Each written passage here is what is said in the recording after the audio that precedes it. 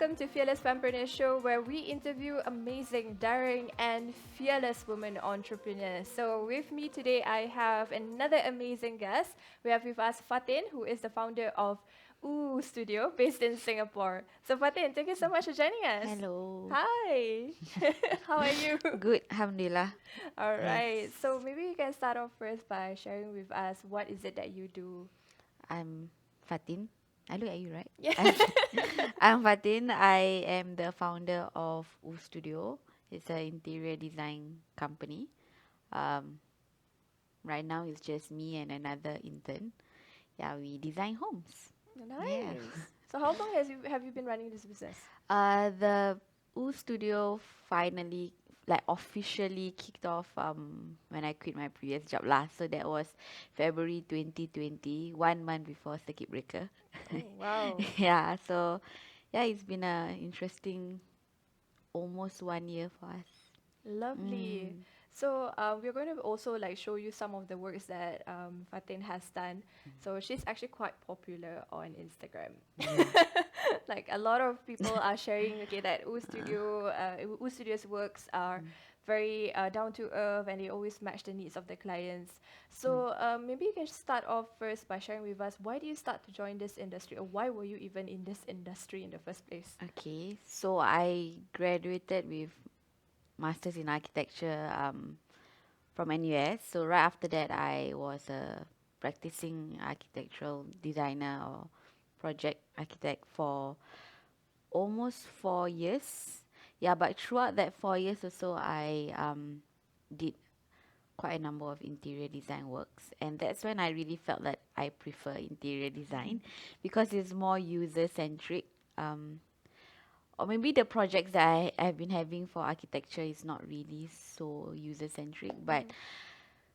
in my interior design experience, I get to meet like small business owners, Mhm. like cafe owners or barber owners, and they are just so passionate. And every project you learn a bit about all the other industries. So I really loved interior design because it's really about people. Mhm. Yeah. So and then when I had my son, architecture become a bit too demanding for me because of the um, OTs Mhm. and I couldn't find a company that could match my needs of like a work life balance. So that's when I decided to YOLO and quit my job. But also, I think the opportunity was there because right before that, a very good friend of mine asked me to design her house. So I did, and then I also got my BTO, so I Mm. designed my house. And then a good friend of mine who's a photographer volunteered to take photos of my projects lah. Mm. I think she's another amazing woman. Don't know whether you guys heard of her, Shamsida. Mhm. And then she decided to help me like kickstart this. Like, hey Fatin, I really like your work. I can help you take photos of your house. So I'm like, okay. So so we did that, and then I just randomly opened up a Instagram account, thought of a name, and then start posting it. And then that was like towards the end of the year of 2019. And then I just received a lot of response, like people were interested to hire my service despite it not even being an official company yet. And then I'm like, okay, this might work. Um, so by the end of 2019, I had two confirmed clients, and there's no way I could juggle architecture Mm. with a sideline, and there could be conflict of interest also. So I decided to make it like really official. So January, end of the year, I tendered, served 1 month notice, and officially February, I started this business. Yay, that's exciting. Yeah. So I think for the women entrepreneurs who are listening in and watching, I think you guys also know that it's not easy to jump from a 9 to 5 and then start your own business. I guess in a way that's exactly what Fatin went through as well. But once the business started to gain income sufficient, more like in fact you were saying, Ah, yeah, yeah. Alhamdulillah. So the income was more than a full-time job, then you can get ready to make the jump. Mm. So you know how it's like. We know that in especially in Singapore at least, in the world of construction or even engineering, it's very male dominated. Okay. So how do you find yourself as an interior designer who is a woman in this industry? I think from being an architect already is already a male dominated industry. Maybe not the designers, but definitely the contractors, the Mm-hmm. engineers, the one who make the building happen are already male dominated. But I think it's not fair to categorize all male are the same Mm-hmm. because I've met various kind of guys. I mean, there are those who fall under the social stigma that they can be quite they look down on Mm-hmm. women, but there are also those who are very very kind and encouraging and nice, and I have met all of them. Yeah, so I think it's about eventually choosing who you can work with and avoiding those you can't. Mm-hmm. And if you can't avoid, it's really stepping out of your comfort zone and be confident that you know just as much as them. Mm-hmm. Yeah, I think when I started out, I was a lot more passive and uh, do not really dare to voice out my thoughts. But I Uh-huh. think being in being in working in companies for 4 years gave me the confidence when I left Mm-hmm. because I wasn't a fresh grad, so I knew what I was doing and I knew what can and cannot be done in. So there's no way the contractors can fool me into Mm-hmm. believing that they can't because different contractors come with different attitudes. Some are willing to honor your design and experiment new things with you. Some are just like lazy and will be like, no, cannot do. So you should know enough to know that it can be done, Mm-hmm. and and that 4 years experience helped me to know a lot in the real world that gave me confidence to correct them lah and tell them Mm-hmm. they are wrong. Mm-hmm. Yeah, but it took me a while to be that confident also. Yeah, and sometimes I sometimes I'm quite bad at responding immediately, especially when I'm angry. So usually when the contractor is being ridiculous, I tend to keep quiet first, Mm-hmm. and then after that, vent my anger at my husband or something, and then like collect my thoughts, and then really write down all the points, and then like repeat it in my head, and then I give them a call and like lash it out lah. Yeah, sometimes I have to prep for my scolding session also. Yeah. But I've also met really great guys lah that are really willing to teach and also learn from me. Mm-hmm. I think as long as everyone is willing to give and take, it doesn't really matter whether you are a male or a female. I mean, I have terrible female bosses too, so yeah. Okay, that's a really interesting insight. Yeah. I guess in a way, when you are forced or put in a situation where you have to work with men anyway, Mm. you've got to make the best out of it. So in this world of interior design, correct me if I'm wrong, I see a lot of women who are interior designers. Mm. Probably because it has this soft creative element to it. Like, Mm. what are your thoughts on that? I think um okay, when I meet clients, most clients are the one who decide the design is the homemaker of the house, which is the woman. Mm. So I think usually a woman can relate to a woman. So that's why a lot of interior designers are female because they're actually catering to the female of the house needs, the wife in the house needs.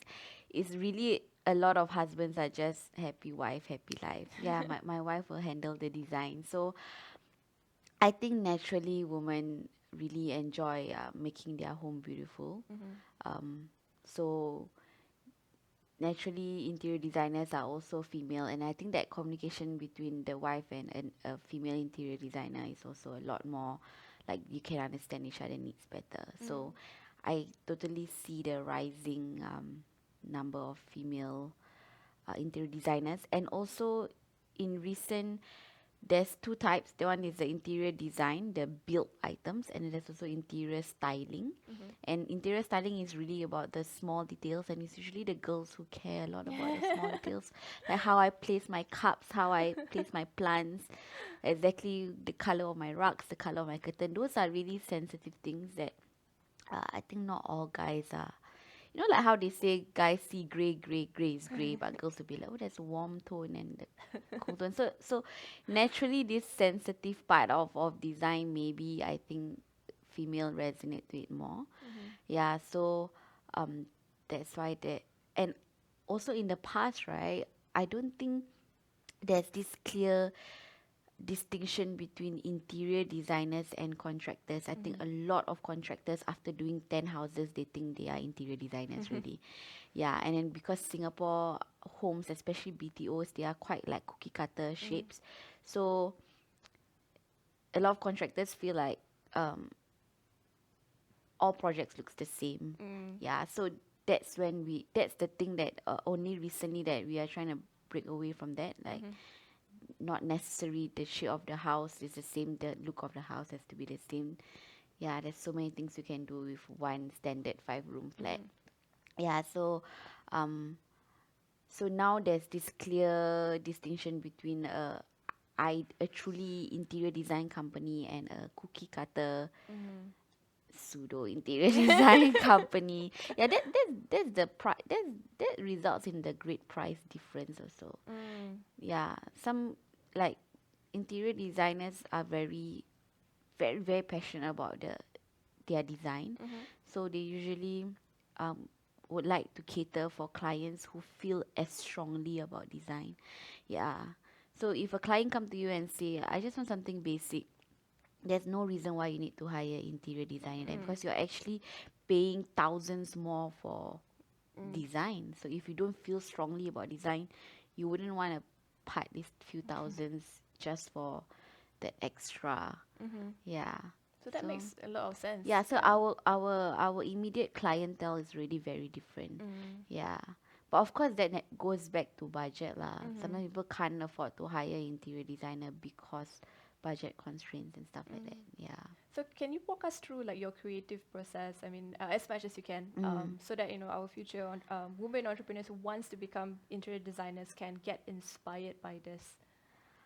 I think when you are starting off, try not to immediately narrow yourself down to a style. Mm-hmm. I think personally, if I have a strong personal style, but when I meet clients, I will have to adjust based on all their styles, and I try not to impose too much of my own style Mm-hmm. into them. Mm-hmm. And um, so there were times when I'm approached to design a Moroccan home or a very Islamic home or a Victorian home, and all these are out of my comfort zone. But I think you should really do your research and like expand your style. Mm-hmm. That's what I feel. So if you see each of my project, there's a certain cleanness that is constant throughout, but it's actually very different Mm-hmm. um, design in each house because I cater to all the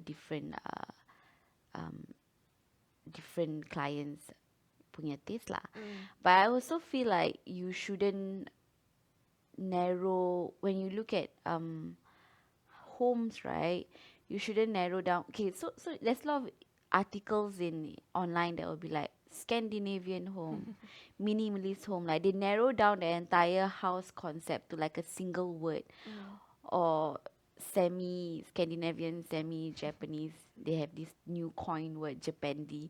So for me, like homes shouldn't be like that. I Mm-hmm. mean, eventually a house is made out of like many people, Yeah. and it should be, and then you also don't want, I mean personally you also don't want to be characterized into one character. Oh, Correct. she's brave, full stop. You know, you are made out of so many things, so I think your homes will also be made out of so many things. And usually when a client come to me and like, Fatin, this is my mood board, it's all over the place, it should be all over the place because you are made of many things, Mm. and even your tastes, I know you will like many things. So I think as an interior designer, um, you cannot be a client where you like a certain style. you should be someone who can embrace all styles. Mm. Yeah, and I think eventually you can be a niche at something. Mm-hmm. Yeah, but there's always that flexibility to explore other types of designs lah. I think that makes a lot of sense. I think like we are in my home studio, and as you can see, it's pretty much Scandinavian because that was what our interior designer forced upon us. So yeah, so that's one of the things that is very common in the Singapore landscape in the BTO scenes as well. So your tip there, I felt, was very insightful to a lot of the women entrepreneurs who wants to become interior designer, which is embrace different styles and different personalities. Basically, get yourself acquainted with the industry, right? Understand Correct. all of that. Yeah. So, what are some of your favorite, design styles, if you have any? I don't have, but I always feel like a house should be warm and cozy. I'm not so much into minimalist to the point that it feels cold. Um, I love colors actually, but a lot of my clients will go, "Oh, Fatin, I want monochrome," and then I'll be like, "Okay," but then when I'm given a monochrome project, I'm always trying to think, how do I make it cozier? Yeah, how do I add just a bit of like wood touches to warm it up? Because I think homes should feel really cozy. Yeah, it's where you settle. So for me, I don't really have a fixed style, but I love spaces that look warm and cozy, like as if it's autumn all year round. Yeah, so actually my house has a lot of like autumn colors, like those browns and neutrals, because I just like that feeling of comfort. That's nice. Yeah. So, if you could think about who are your interior design role models? Do you have any? I am, and don't know whether you guys heard of her. She's called Serene T Design. I love her work. Yeah, I follow her so closely. Um, I really liked built built. Yeah, they are very creative people. And styled by PT. I think she is like the founder of interior styling in Singapore. Like she really bring that to life. So yeah, I like how she makes homes very cozy. Lovely, and it's good also that you pointed out role models who are not is they are not from the northern hemisphere. Oh no, they Yeah. are all Singaporeans. Yes, so that's really great. So this is Yeah. something that I guess all of us who's who is always so concerned that you need to look at role models who's like at the top of their game in the other parts of the world. There's good people here in this part of the world. Actually, Yeah. honestly, the only like overseas people that I follow, I have their names in my head, like Rebecca, Genevieve. They are all women, but because of the resources that they have, everything they do in their house is DIY. I follow so many home DIYs, and they really renovate their house by themselves. But because they are overseas, they are not just like raising kids, they are like really building homes, and it's Yeah. amazing. Yeah. Yeah, So those I look up to overseas because we don't have that in Singapore. yeah, we don't have land. We don't We have don't have that. scarce We don't land. have like space to like cut long wood and yeah, yeah. That's lovely. So I'm sure like for most of you who are watching and listening in, you may watch a couple of Netflix shows where they talk about interior design or they talk about organization and building homes from scratch. But it's not exactly the same for the Singapore landscape. Yeah, Yeah. because like what Fatin has mentioned just now, our homes are a little bit like a cookie cutter. It's pretty similar all across, and it starts to get even more similar with new developments, right? Yeah. That's why I love getting old resale flats. The possibilities endless. Yeah. Okay, so like when we look about your journey as where you are starting this, you're still quite new, still quite young in the industry. But when you were first starting out, was there something that you wish someone would have told you about running a business? I think what was most different is being in a company, there's always bosses, and they are the ones who usually face clients. By being alone, you face the clients. And I think I was a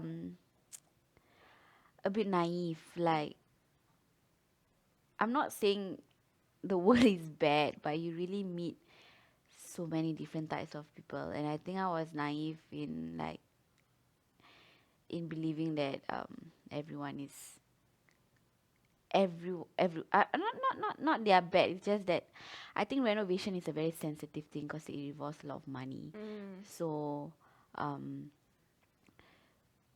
when your clients are forking out 20, 30, 40K of their savings, of their lifetime saving, renovation become a very sensitive thing. Mm. So I really learned how the whole year was about really trying to really put yourself in everyone's shoes by yourself. Mm. I think you kind of have to let go of your own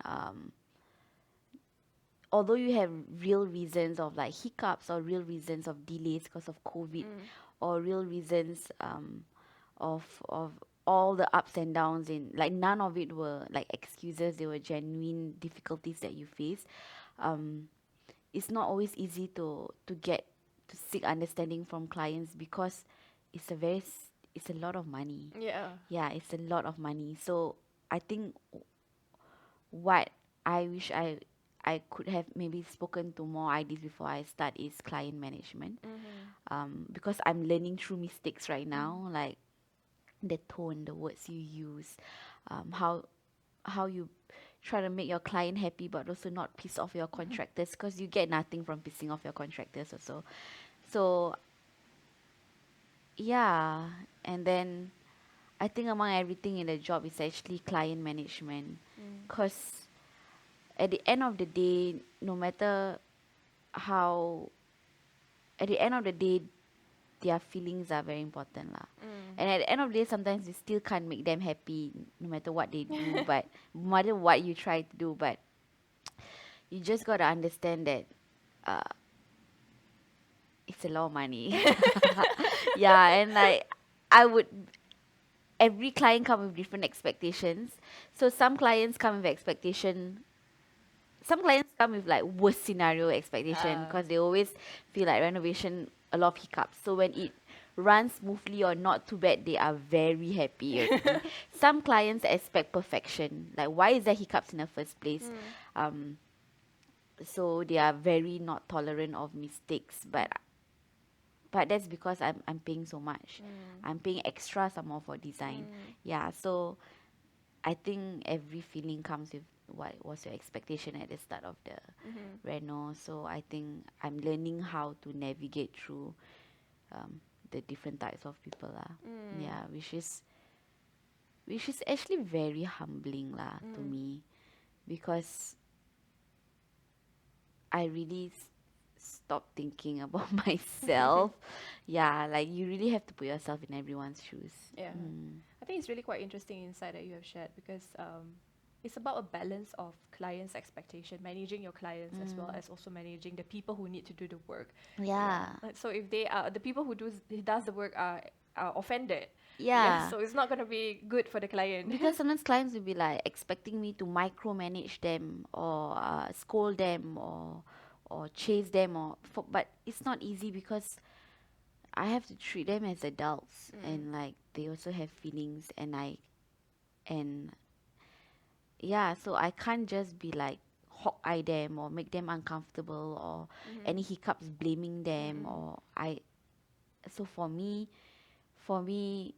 there's so renovation is like a lot of hands. Mm-hmm. There's a plumber, there's the tiler, there's the electrician, there's the project manager, there's so many hands in it. So for me it's like I have to take care of everyone's feelings lah. Mm-hmm. Yeah, but I think client just expect me to be more fierce with them, which I think it doesn't always work. Yeah, because at the end of the day, my objective is always make sure that I hand over a house that I design, Mm-hmm. honor everything about it, and the quality is good. Mm-hmm. Yeah, but I think last year was a lot more challenging because it was my first year and I was building network. So I Mm-hmm. was working with so many different contractors trying to find the one that works best with Mm-hmm. me. So of course when you work with different contractors, different clients experience Different things. different things, because Mm-hmm. if this contractor is good, then I experience good. If a contractor is so bad updating, then Mm-hmm. yeah, so I'm trying to make sure that all my clients experience the same thing. So that's why this year I have narrowed down to only 1 to 2 contractor, Mm-hmm. because then I can control the service quality that I provide to my contract to my clients lah. But I think most of my clients last year understand that I was like a startup company. Mm-mm. So whenever I use a contractor that I'm using for the first time, I will be very honest with them. Like, hey, you guys are the guinea pig of this company. But of course, I do extensive research before I Of select course. a company to work with. Yeah, but like I mentioned, um, actually renovation is really about communication. Mm-hmm. So it boils down to which contractor you can communicate best and Mm-hmm. can communicate back to you the best way. So eventually I decided these two are my best. Mm. We we are like in the same page, same zone. So yeah, and he's so much older than me, and so it doesn't really matter. Yeah, Mm. I think it's all about individuals' attitude towards each other. I think if I were Yeah. to summarize your whole experience and your whole journey of starting this business, I would say that the first thing that someone who's starting out in interior design should look out for is you need to have good people to work with. Yes. Yeah. And then, of course, the second thing is that you need to have the experience to understand how your clients is like Mm. and broaden your landscape of the types of design, the styles Mm. that's in place. And I also remember in our previous conversation, we talked about how you felt that there needed to be more support for sharing of resources. Mm. Yeah. So when I follow all these interior designers on Instagram, I see they use a beautiful tile, or they use like styling their items, and I will always message, hey, where is that from, or where is the tiles from? They will never share. They will just say, oh, this was personally sourced. Uh, Everyone is quite protective of their resources, because which I completely understand, because that's part of their job. Mm. It's part of your job to do so much research to Mm. find all these resources.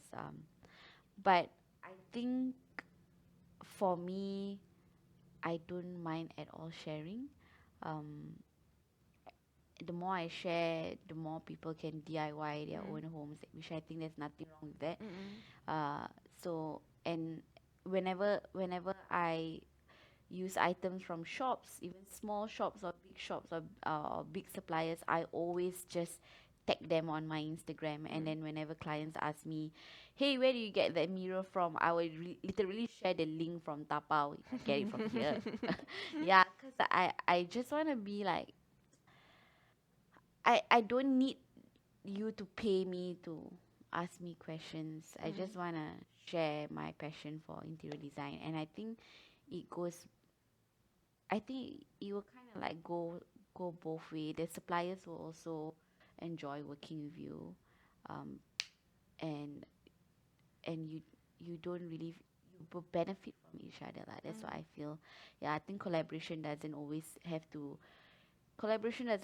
mean that you must gain from each other. You can just collaboration can just be you just giving, Mm-hmm. Of yeah, course. and sharing, Mm-mm. and supporting anyone out there. Mm-hmm. Yeah, because I also receive a lot of questions like, um hey, I kind of for a interior designer, but there's this awkward space in my house. What do you think I can do with it?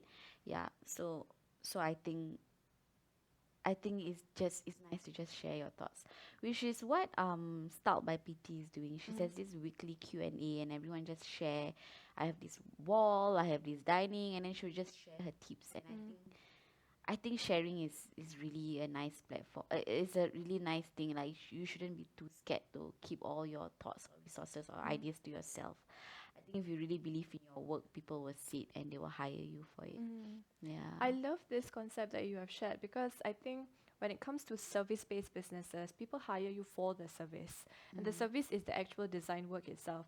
It's Mm. not something that you can pluck out from thin air anyway. So the Q&A is the questions when people ask online, like where can you source the item, or what can I do with my wall? It's just one wall. It's not the whole house. Yeah. She's still gonna be hired for the whole house anyway. Yeah. So there will be clients who see value in the work that you do, and also they will appreciate you for supporting and helping people who are just in doubt about their designs, and all those who are running service-based business. I think this is a good tip that you can take away. Like you just need to be, you need to show your passion, and one of the ways to show your passion is through answering the questions from your potential clients. In fact, so once they see the responses, they see that you are indeed very passionate about what you do, and perhaps they will then decide this whole thing is just too difficult for me to handle on my own. I might just hire her. Yeah. All right. So it seems like we've got some questions from the audience. So the first question we have is like, how can you design a home that is suitable for both work from home, seeing how COVID is like now, and we don't know how long this is going to be over, as Yeah. well as a living space. I think if you have the space, try to separate it. Mm-hmm. Yeah, but I'm a poor example of that because my working space is my dining table. Um, but I think every home is just limited to the size of it. Mm-hmm. You can't. Not everyone has the luxury of having a room designated for work. Mm-hmm. I don't have that, so my dining space is my living space. But I think it boils down to how disciplined you are. Mm-hmm. So for me, I can be in the same spot and super undistracted with my laptop and just buried in work. But uh, there are also people who just needs to move around. So I Mm-hmm. think that's the beauty of working from home. Mm-hmm. I want to work at like living room today. I want to work at the dining room today, and I have a breakfast table in the kitchen. I feel like working at it. So I think it's okay not to necessarily have a designated working space, Mm-hmm. unless of course you have to be bounded by like a huge desktop or Mm-hmm. like all the gadgets around Mm-hmm. you. That's but but I think if you have issues with like discipline, then you should try to separate yourself from like the too comfortable living space of your house. So Mm-hmm. try to have a spot where you really set up your table, set up your working space and a comfortable chair. And yeah, I don't really think it has to do with interior designing. I think again, interior design boils down to your personality style. Yeah. Mm-hmm. Mm. Love that tip. I think it's really quite relevant to where we are right now. I think a lot of us are still working from home. So the key question here is not about interior design, it's about how disciplined are you. So you answer that Yeah. and you're good. Yeah, then shape your house according to what you need. If I feel like I need a designated working space, then set it up. Like Mm-hmm. find a corner in your house, buy a table, buy a chair, have it secluded from the rest of your spaces, and then you you work you work there. But I don't need it, so I just work at my dining table. Yeah, so it Mm-hmm. really depends. That's Mm. lovely. All right, so for all of our listeners and our viewers who wants to get in touch with you, how can they get in touch with you? You can drop a DM at my Instagram account. It's spelled as UUU.studio, pronounced as Woo Studio. Like when you see something nice, ooh. Okay. Yeah. All right, so that's Fatin. Thank you so much, Fatin, for being on the show. Welcome. Thank you for inviting me. So for those of you who are tuning in still, you know that we have a promotion coming up for our membership. So if you are still on the fence about joining the Fempreneur Secrets membership, now's the time to do so because the price is going to stay at $29.99 per year. Per year, guys, per year. You better don't question me anymore. It's per year for this month only. So all the way until January 31st. So after that, it's going to be double the price. All right, so you can go on over to fempreneurssecrets.com/membership to access this membership. All right, so with that, remember to keep learning and keep believing in yourself because the world needs an inspiration just like you. I'll see you in the next episode. Stay fearless.